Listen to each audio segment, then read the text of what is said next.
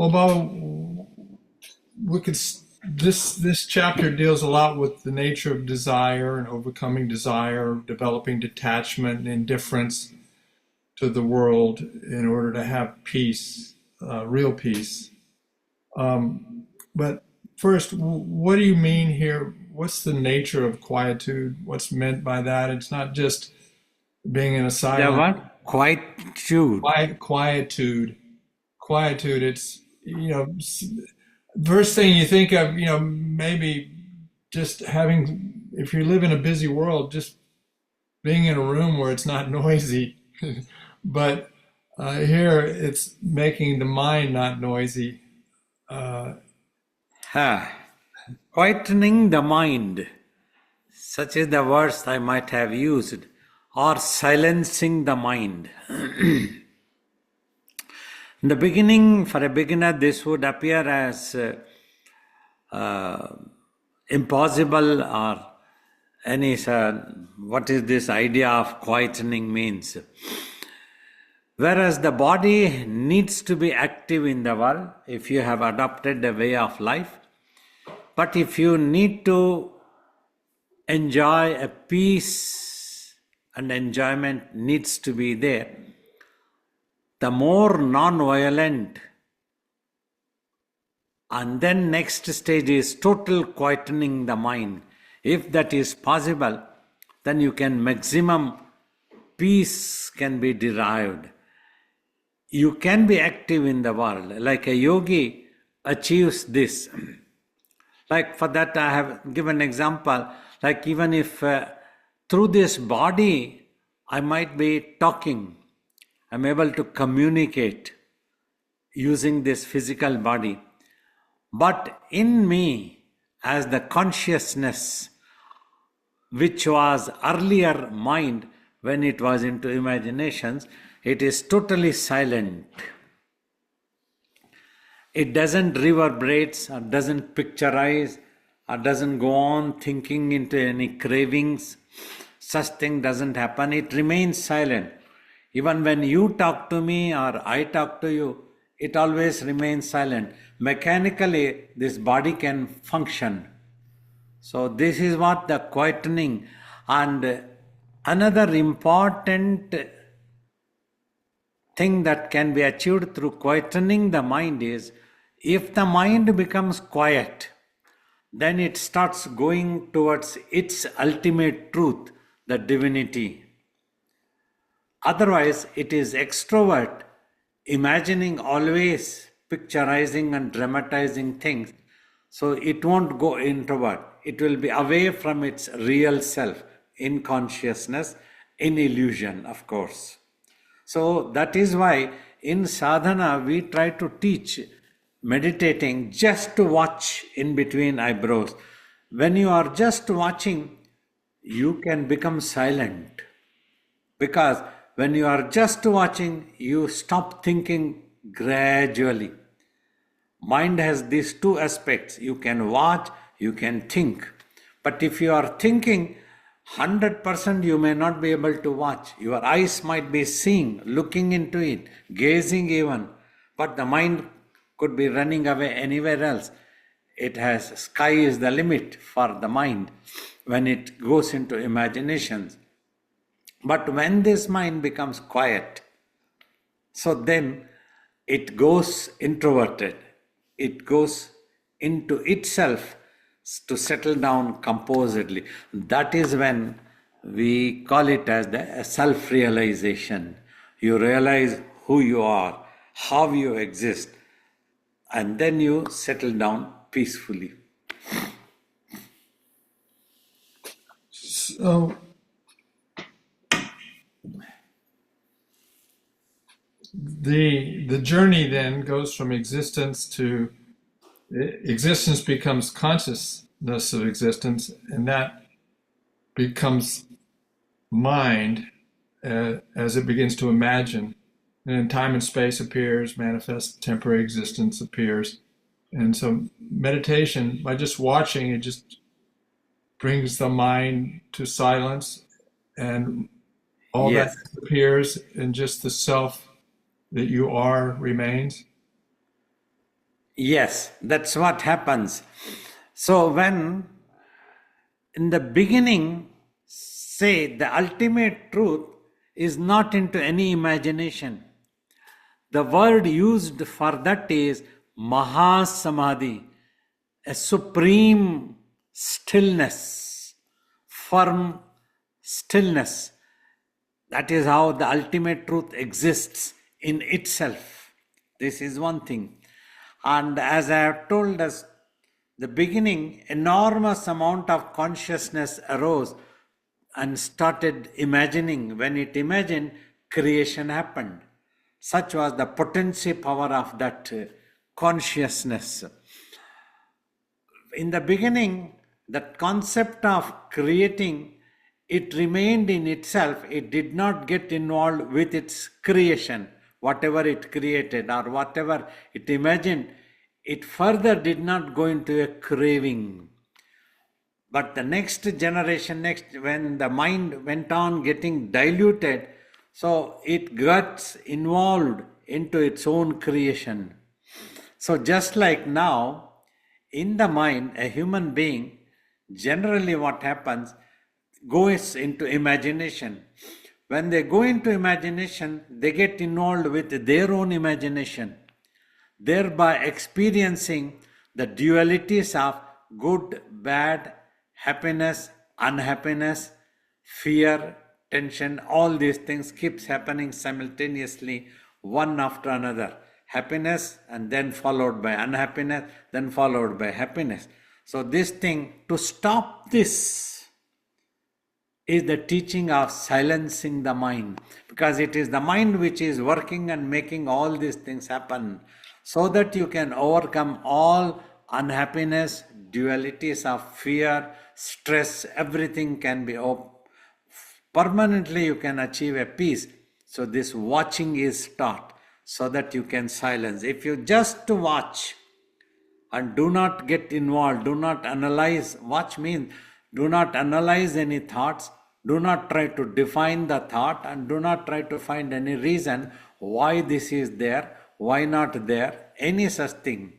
Totally silently you just watch, then you become silent.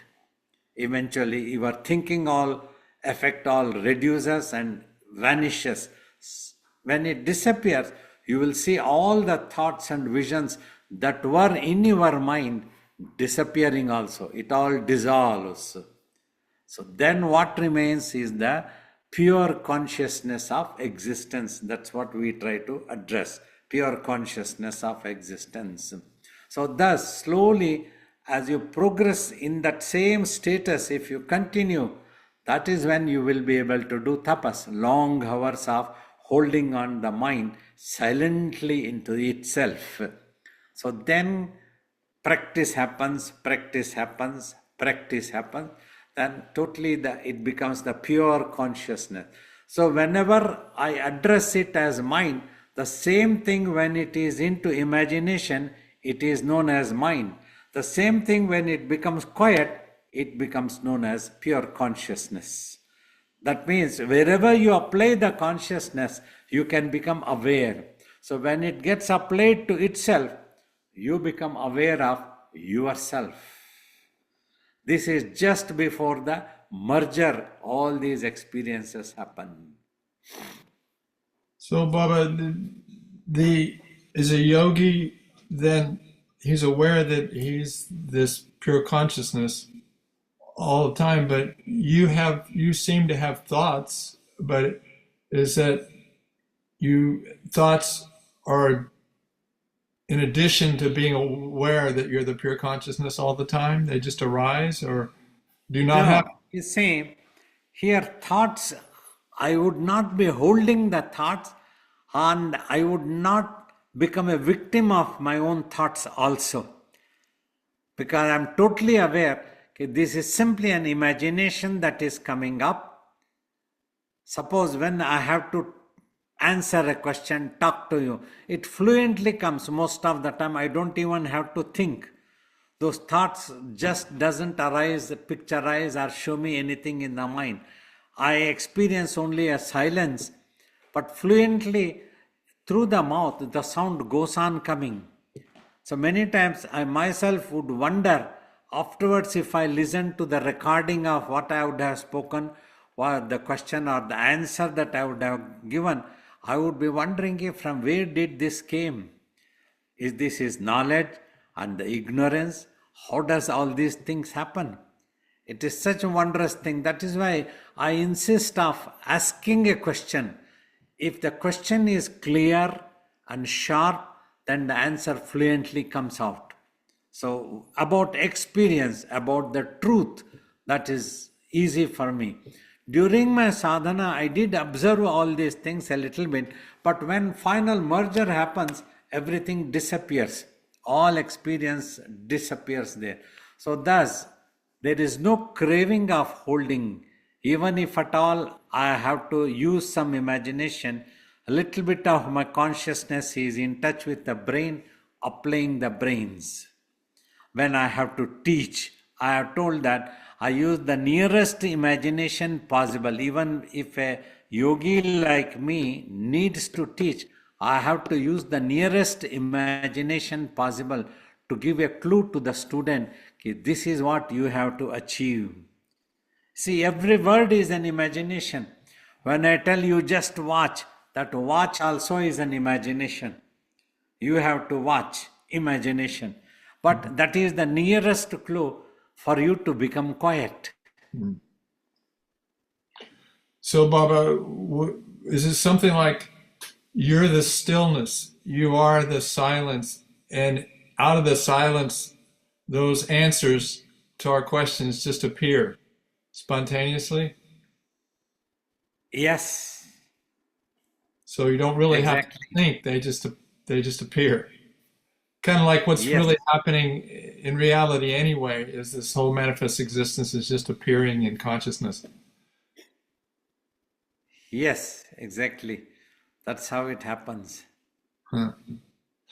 Okay, well, I'm going to go back to the text and kind of go through the Ashravakar's comments. Verse 1, chapter 10, I'm going to summarize. Ashravakar speaks. Yeah. He says, give up desire, wealth, even the scripturally commanded good works.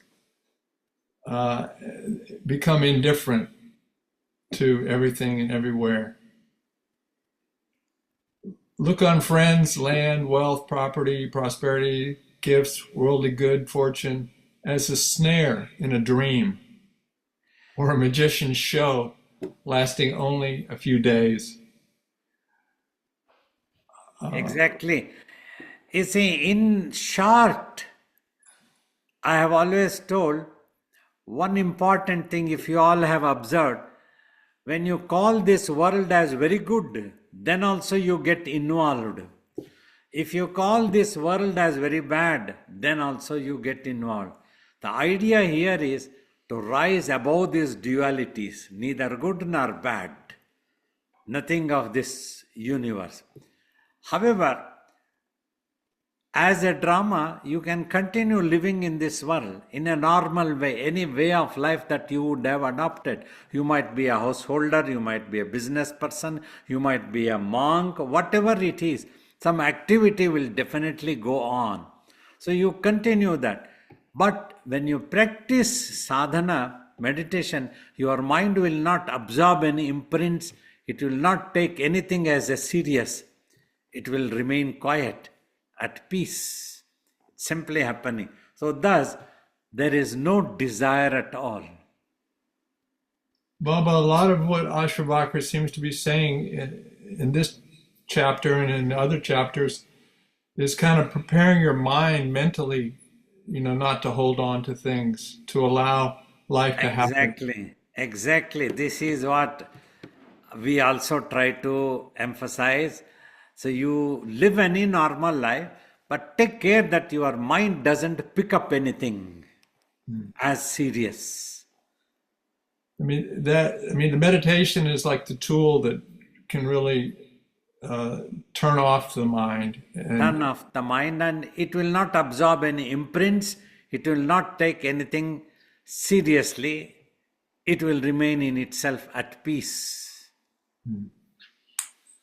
Right. So, verse 3, wherever there's desire, there's the world.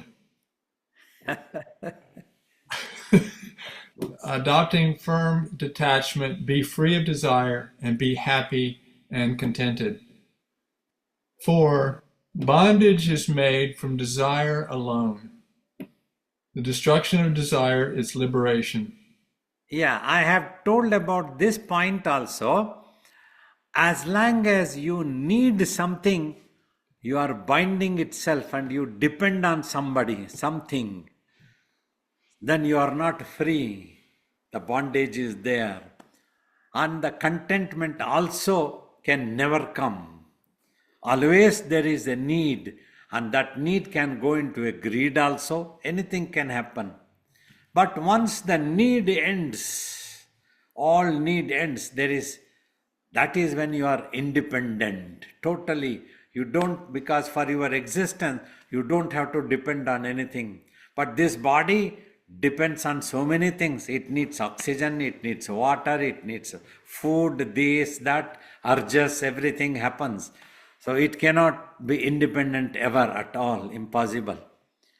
Only the self can be independent because the self exists in itself. That is the first thing. It doesn't need anything else for its existence, just like the space does not need anything for its existence, whereas all matter needs space for its existence. Without space, it cannot exist. Without space, it couldn't have come into existence at all. So that is the greatness of the space. It has enabled everything to remain in that. That's when we used to read in high school, any surface which allows the matter to pass through it is also known as space. That is the special quality of space. It allows the matter to pass through its surface, whereas matter cannot allow without getting affected. So, Baba, the problem is then that the consciousness through Maya or mistaken identity imagines itself as the body or the mind, and it gets stuck in that and the desires are arising as a result of that bondage. Yeah. You see, when you are in this world, when your mind gets connected, then your peace can get affected. See, when you are sitting at your home, in the whole world, good, bad, everything is happening. Suffering is happening. Conflicts are going, wars are going, people are getting killed, and all these things are happening.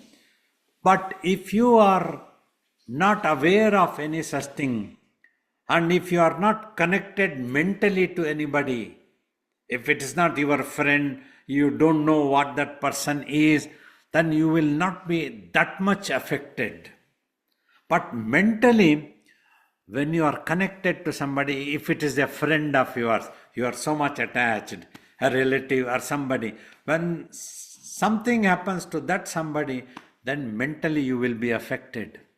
You also lose your peace, you also may suffer, you feel sad, miss something, all these things happen. Whereas in reality, there is no connection at all. There is no matter, no wire that has connected. But simply in imagination, mind undergoes all these experiences. So that's what Ashtavakra is trying to tell. If you can just do not get attached to anything mentally, physically, for this also I have explained, just by worrying you cannot help anybody. If you stop worrying, maybe physically you might be help somebody, or you might be able to give a counseling to somebody. Will be possible.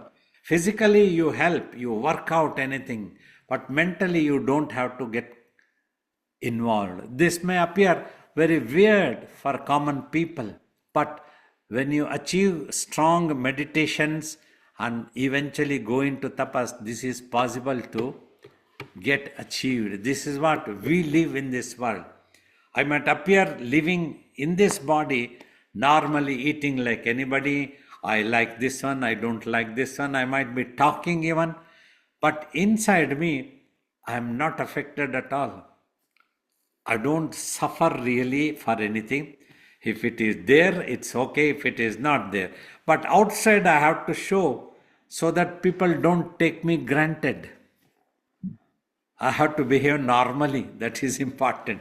So otherwise, they will think, oh, you don't give him a glass of water, you don't have to bother. He also doesn't have anything about it. So for that, I have to show a little bit hissing noises sometimes. So these things keep happening. So that is what Ashtavakra is trying to tell. If you can remain detached mentally, and then you can be happy and contented. When you are detached, you don't need anything. You are contented. So that happens spontaneously as you realize that you are the consciousness.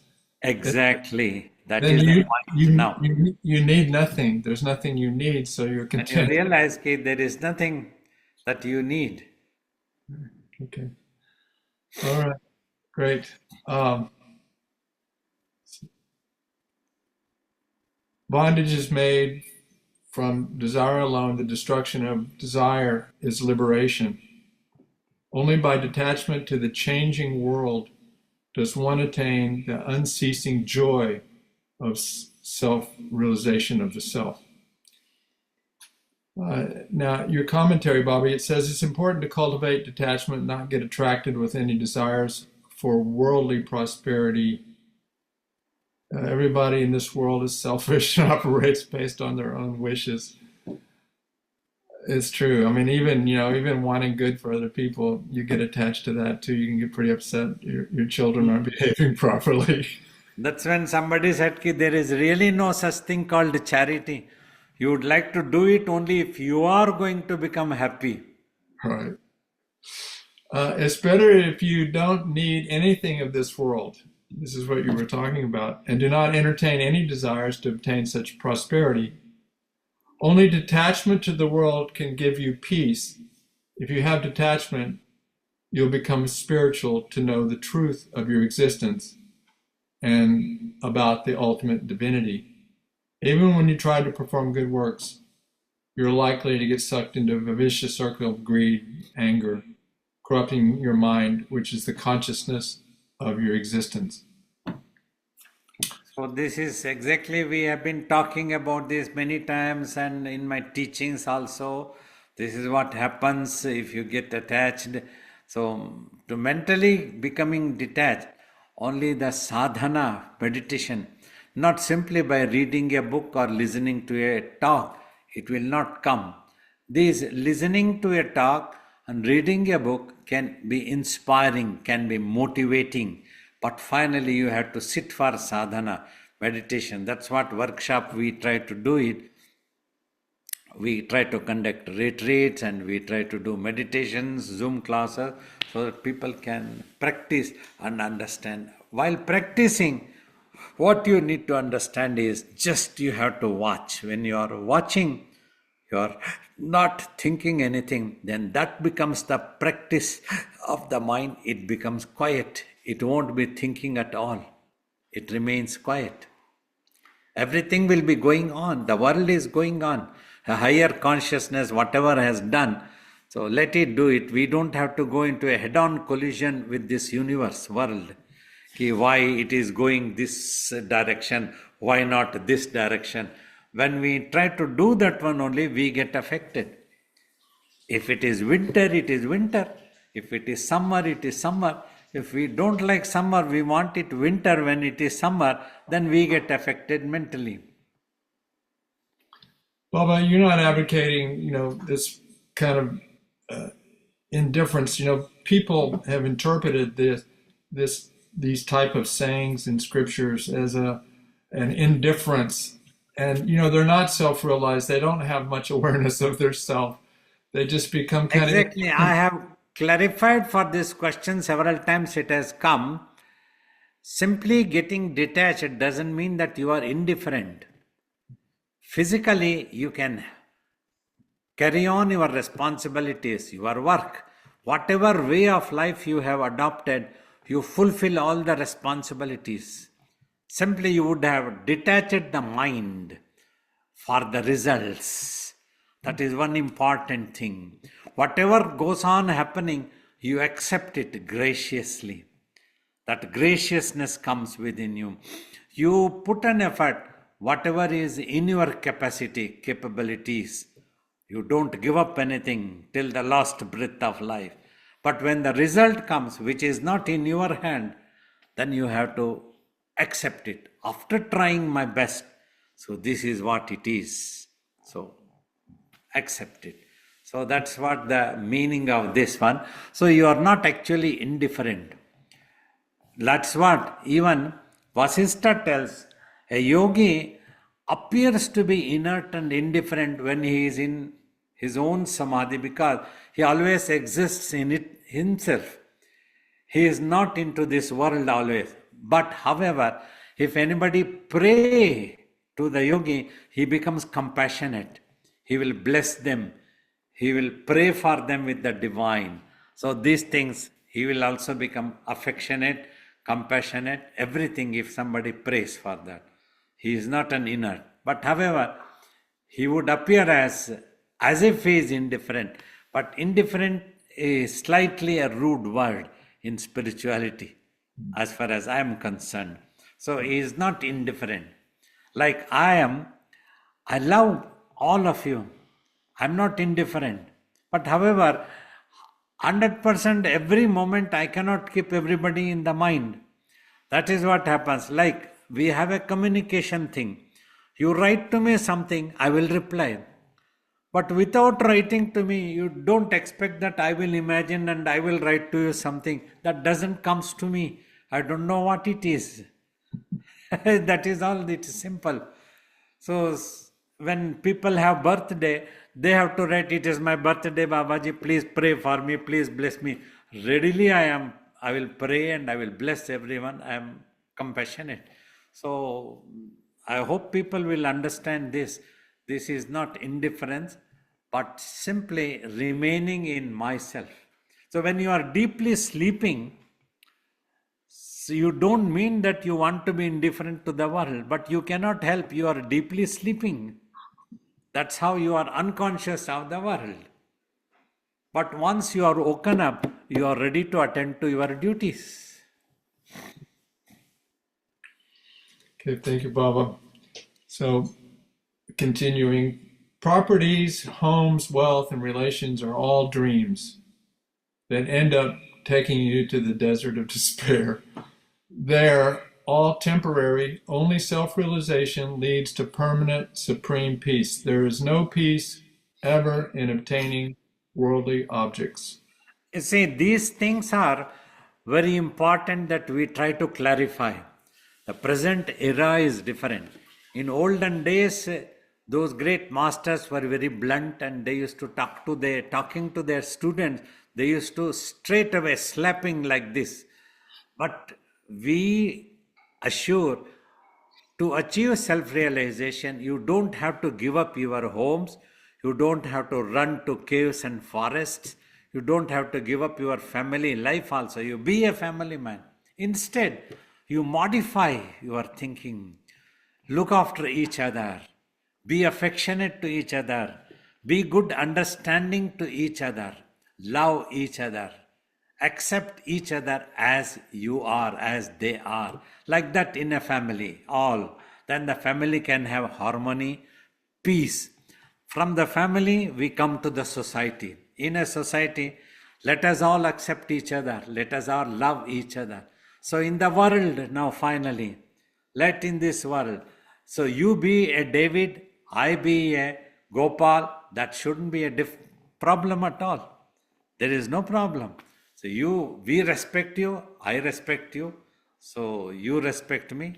That is all. We love each other, we accept as you are. So you have a beard in your own style, I have a beard in my own style. We both accept each other. Means this might appear as a joke, but not a joke. Simply, that is what is needed in this world to live for each other and there can be harmony. all wars and conflicts can come to an end if everybody behaves in this way, understanding each other. So this is what is needed. So this comes when you spiritually practice real bhakti marga or real meditative sadhana can enable.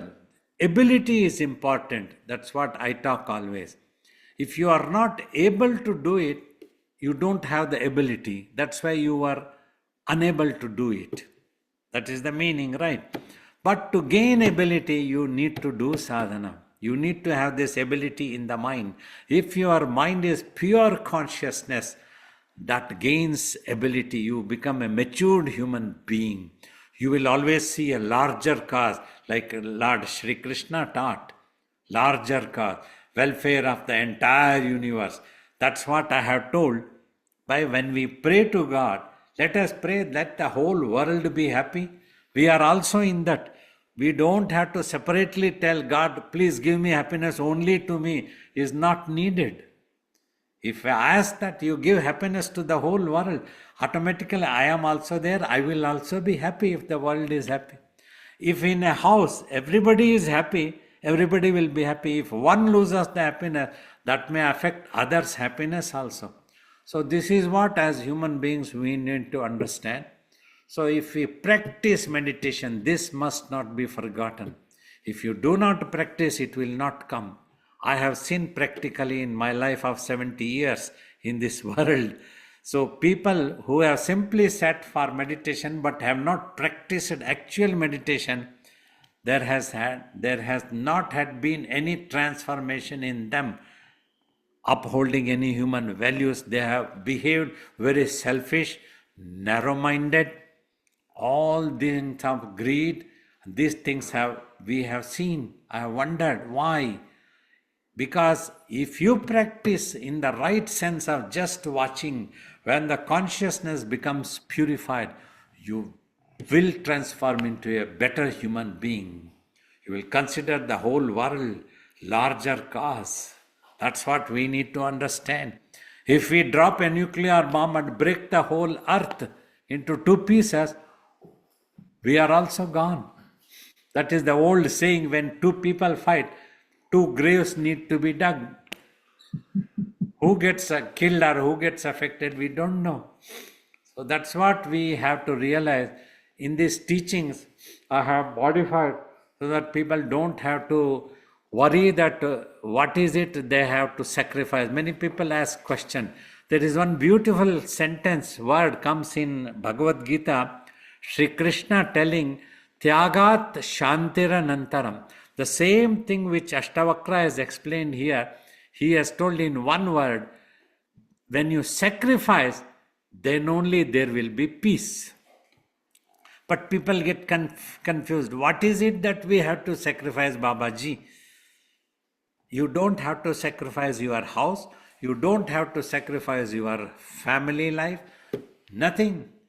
Because if you simply run to caves or if you go to an ashram, become a monk, if you are carrying all your desires and greediness, being a monk also you will be a greedy person. You will not be a monk.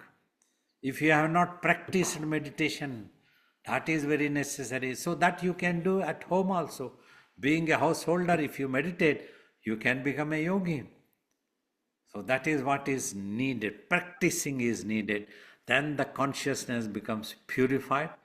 Then we all can love each other. That's what as an youngster of 10-year-old I used to wonder, why is that humanity not for each other? Why are they always against each other? So this is what we have to sacrifice, the desire in the mind. That's what Tyagat Shantiranantaram. The peace comes to you only after you sacrifice. That is the meaning literally. But then it could be confusing, what is it that we have to sacrifice? So if you sacrifice the attachment in the mind, that is enough. That brings quietude. Simply, that's it. Okay. So 4 more verses, Baba. Verse 5, you're one, conscious and pure. The world is inert and unreal. Birth after birth, on and on, you've lost kingdoms, children, husbands, wives, and comforts, even though you were so attached to them. Enough of wealth, fulfillment of desires, and even good deeds. These have not brought the mind rested peace in this jungle of the world. For how many births you have worked hard and painfully with your body, your mind, and speech. So today, finally, let it cease. See, those were the masters, great masters of that era. They used to speak very straightforward, bluntly. For today's person, it might appear a little bit rude when we say, okay, bhai, you give up this one, you don't have this one, it is the truth, but if we see it, one it says, okay, many times you have lost kingdoms, you are this, you are that. As long as this body is there, say I have an ashram. When this body is there, I can be the chairman of that ashram and that is mine. When this body goes, that ashram will not go with me anywhere, wherever I am going. In the next birth, this is gone. In my previous birth, I don't know what all I owned. I might have been a king, an emperor. I might have lost that one. But if I tell anybody, will anybody accept me as an emperor of that empire? Nobody will accept. That's over. That was in the previous life. That's what Ashtavakra is trying to tell. Ki understand, for which you become so much attached in this world, once the body goes, you lose that one also, that property of yours, that world of yours gets upside down, that relation, everything gone. Sometimes to closer disciples I have told, see, you would have died so many times in your previous lives. In so many lives, so many dear ones might be still crying for you. But are you aware of that? If you become aware, you might go mad. But you have forgotten. This is the truth. As long as the body is there, all connections are there. So I am this and I am that and I am Guru, I am the disciple. But once the body is gone, that is all forgotten. So this is what Ashtavakra is trying to tell. We don't want to be rude to people. Nobody should misunderstand. This is simply trying to make you understand the impermanence of this universe. That is enough. Just now, if you understand this world as impermanent and be alert mentally by doing sadhana, should be enough. We don't have to go so deeply, rudely into this blunt teachings. Those were the days they used to teach closer disciples all these things. I like that, Baba. I like direct. No beating around the bush. Then I have to ask you to clean shave your head. Bluntly direct means Clifford is laughing here. Okay, I'll continue, Baba, reading your comments. The self, as pure consciousness, is the real intelligence. It has the power to imagine, which is creativity. This universe is unreal and unintelligent. Whatever knowledge we claim is only our own imagination of terms and criteria that we give them. When we observe our own consciousness, which has become the mind, it starts imagining phenomena and tries to define with other imagined criteria and terminology. Thus, both criteria and terms are our own imagination. These people really do not know the truth of existence. The great sages, yes. Here, the self's real potency is discussed. So when you generally people watch a movie, they will become excited in the acting talents and acting things, everybody.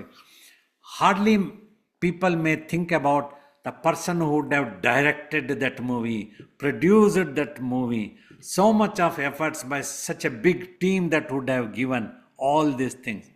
Like we become excited by looking into this universe, astronomically also.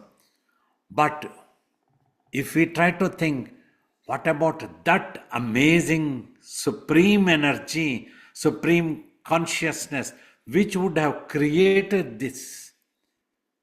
That is the beauty of it. Like in your mind also, your mind itself might be excited about the matter that is in your mind, thoughts and stories and build up everything. But if that can be so excited, imagine the power of the mind itself, how it can be. That's what they have tried to tell. Intelligence, real intelligence comes from there. That is the ultimate truth. That is the intelligence from where this ignorance, knowledge, everything comes.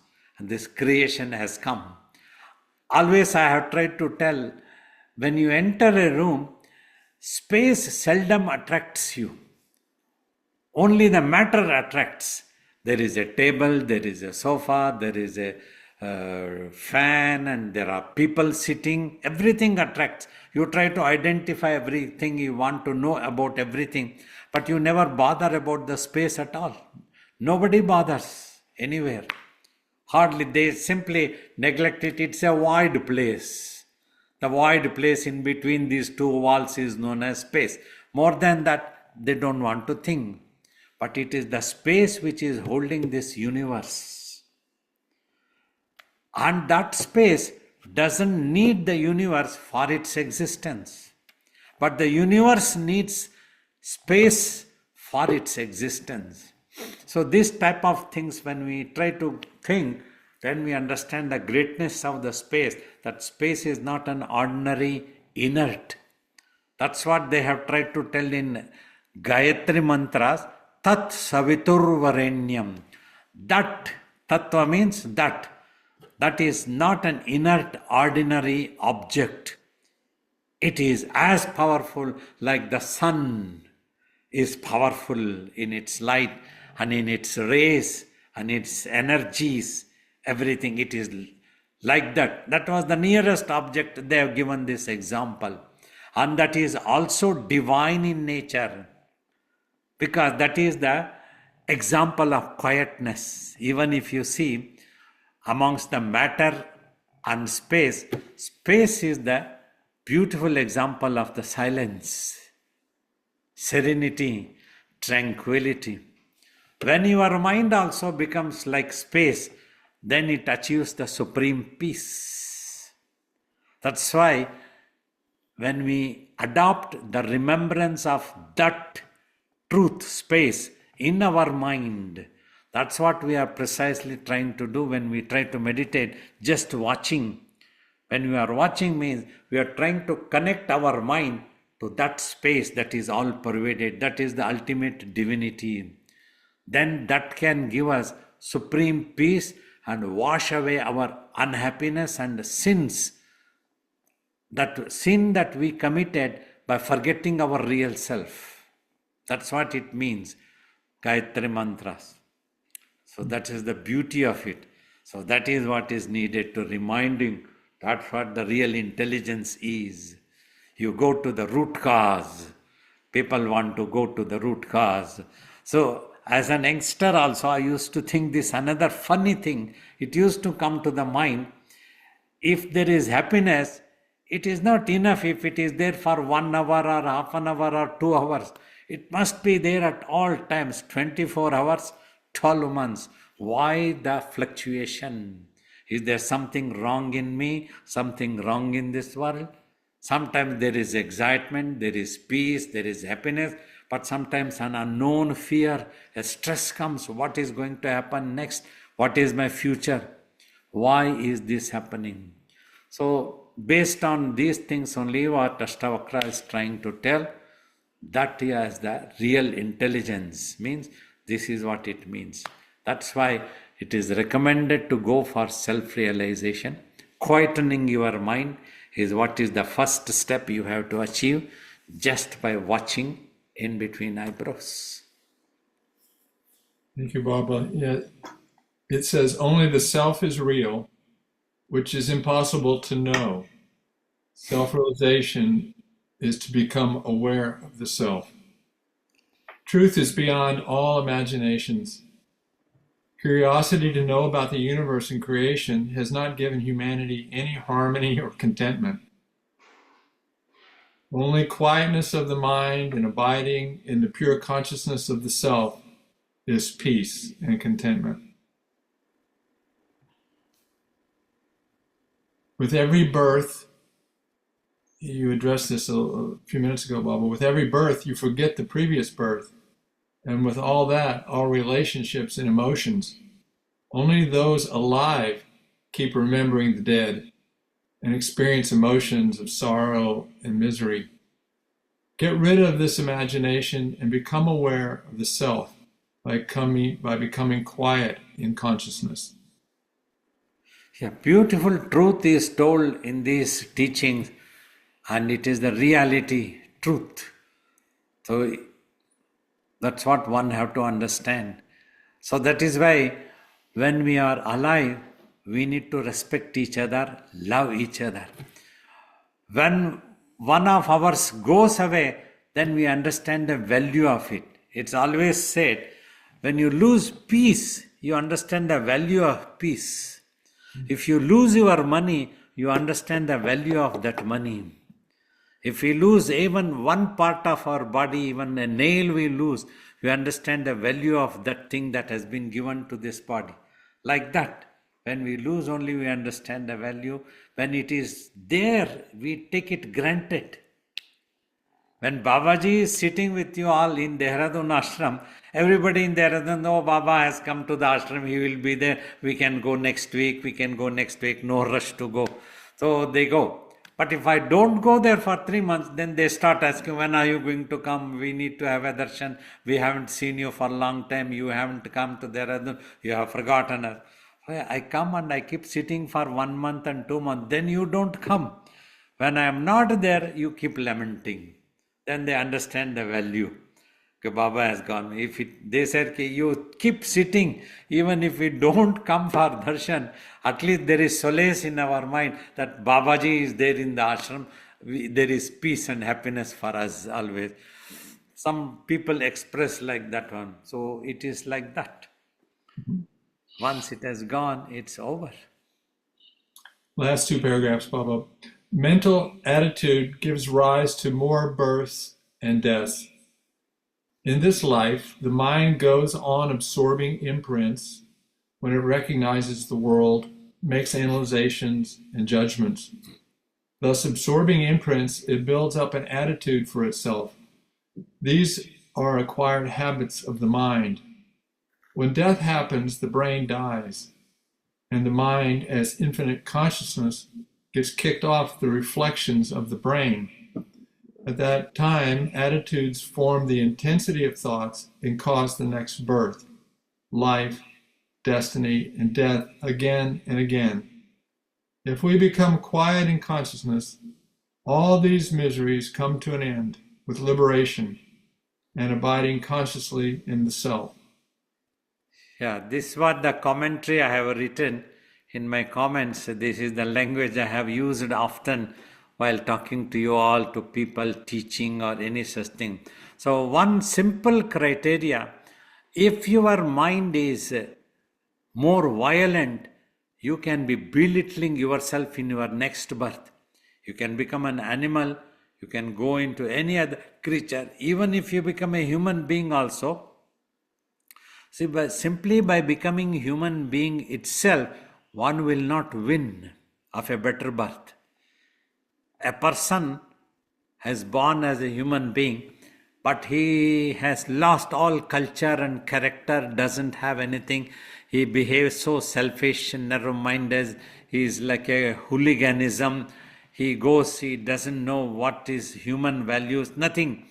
And he has no proper education, nothing. Imagine such a human being. And another also is born as a human being, to such pious couple who train their child into better samskara, is the word used, means better characteristics and culture. And that person's observation, understanding capabilities also will be totally different from others. So much of difference. Both are human beings, but yet their status, their thinking, their understanding, everything differs from person to person. Suppose we tell ki this person is very bad guy, this person is very good guy. It is the same human being, but what makes them? It is the mind which thinks. One person's mind thinks, oh, this beautiful silver jewelry on the divine idol. How beautiful! If I can rob this, I can sell and earn so much of money. That's the robber thinks like that. For another who is a devotee, he enjoys how beautiful the divine is with these jewelries. He enjoys, he just enjoys. He doesn't need the jewelry of the divine. He is happy to give more jewelry to God, even if it is a stone idol, no problem. It is my God. So much of difference in two people thinking. So that's what they are trying to tell. Keep the mind purified. So then, eventually, when you are able to totally silence the mind, you can get rid of being reborn. Why? If you come to the world, you will be subjected to both good and bad, right and wrong. Because one is important because of the other. If you watch a movie, you want to see a hero, you will be subjected to watch the villain first, and then the hero enters. Something like that. So that's what happens. I have always jokingly told, you see, as long as the villain is alive, the movie keeps going. Finally, hero kills the villain, and happy ending, the movie ends. But what can we do besides meditate to develop that kind of positive, loving, life-supporting attitude towards life and people? As much as possible, try to spend in the company of saint, noble, good people who will also motivate you into such things only always. And then many other exercises are prescribed in Bhakti Marga. Chanting of a divine name, chanting in praise of divine, that is known as prayers. It is always taught. And read such books, such scriptures, which has the spiritual meaning, divine meaning, bhakti, devotional meanings. So all these things can keep your mind tuned into such a thing. That's why we tell, importantly, 60, 70 years ago when we were kids, we very less got exposed to the world. The science and technology was not that much advanced. Even a telephone or a television were luxuries. If we owned a bicycle, that was a big thing for us. But imagine today's child, as soon as it is born, it gets exposed so much. So when it exposed, it crosses all limits. When it crosses limits, that is when the mind is likely to become corrupted. When it becomes corrupted, then the character of a person is gone. So we were brought up spiritually at home. Every home used to have altar, and our mothers used to do some prayers. As a small kid, we used to sit next to our mother, and we also picked up learning. So our minds became non-violent because of this. This is important. You all need to understand. We chanted. We visited temples, places of worship. We loved that. Some peace always used to be there. This helped my mind to become more non-violent, remain contented, and eventually meditation became so easy because we never got exposed to the wrong things at all. Many wrong things which people of 5-year-old would know, we did not know even at the age of 20 or 25. Such bad thing, I had never heard about it. We never saw such a world. And luckily we got a guru and a monastery to stay inside under the umbrella of the master's care. Means, example I am telling, how one gets influenced. into good and bad. So thus you can avoid the bad things. If you try to, that is what is known as satsanga, is one word used beautifully. Even Adi Shankara tells satsanga can be equivalent to tapas.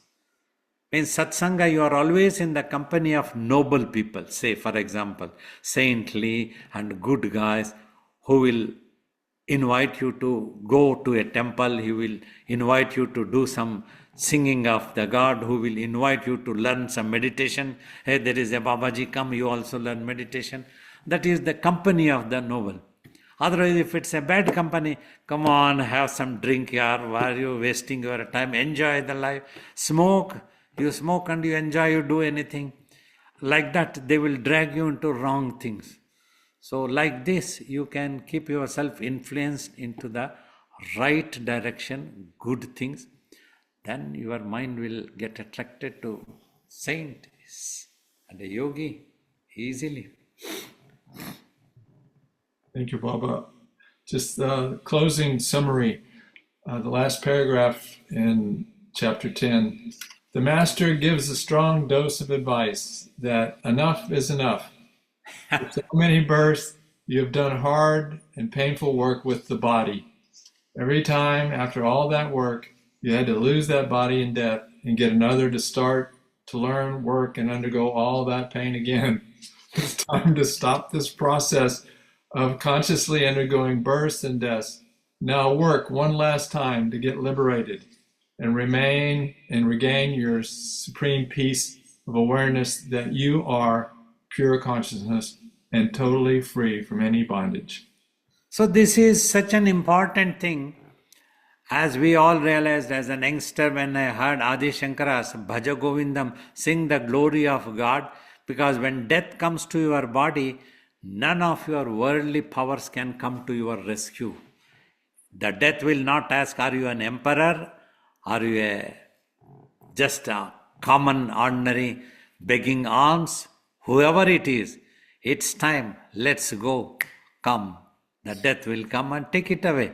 It won't tell ki bhai, he is an emperor, we can wait for 10 more days. A stay order will not come there. It will not work. The court stay order will not work in death. So this is what happens. For this, in Bhagavad Gita also, it created such an impact to us. Arjuna, before death shall claim thee, go to the knowers of such truth, sitting at their lotus feet, seeking their permission, having all reverence, putting such intelligent questions, adopt such methods as advocated and taught by such masters, and then achieve that truth to yourself. This is the word of Sri Krishna to Arjuna. See how important this is. Before death happens, we have one opportunity as a human being to discriminate right and wrong, good and bad. This is such a big challenge for any common human being. You see, they have to live in this world. They may have to earn their livelihood also.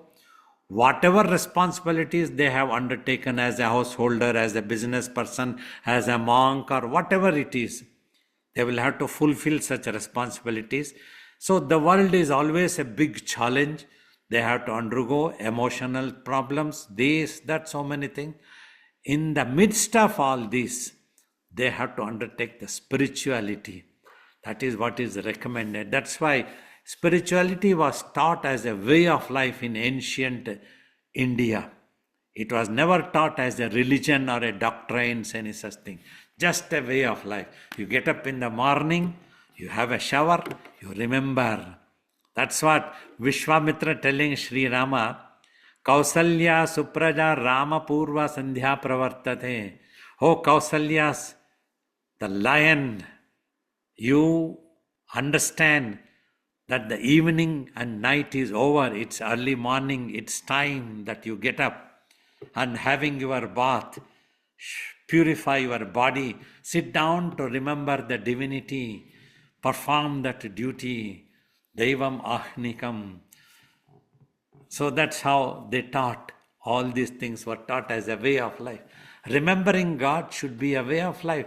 Just like we would like to have a breakfast and lunch, It is a way of life. We need that to the body. We understand that we need it. Otherwise, we cannot sustain the body. In the same way, we need to understand that we need to remember God to sustain our mentalities, minds, purify, eventually achieve self-realization.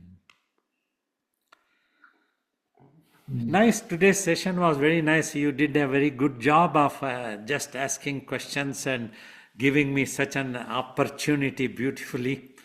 Thank you. Baba, thank you. It was beautiful. Thank you so much, and everybody else that made it possible. We have spoken very beautiful topic of Ashtavakra, great master's teachings, and we don't want to dilute. I would like all of you participants who would have absorbed these teachings, keep these teachings. This is the most precious in your life. Think that all you have to do is every day, without fail, sit for 1 hour, practice, just learn to watch. Do not get involved with the thoughts and visions that are in your mind. And then you can achieve this beautiful truth to yourself. You can live a beautiful human life on this earth also. You continue living any way of life that you have adopted. Know that we always love you. My prayers and blessings are always with you all.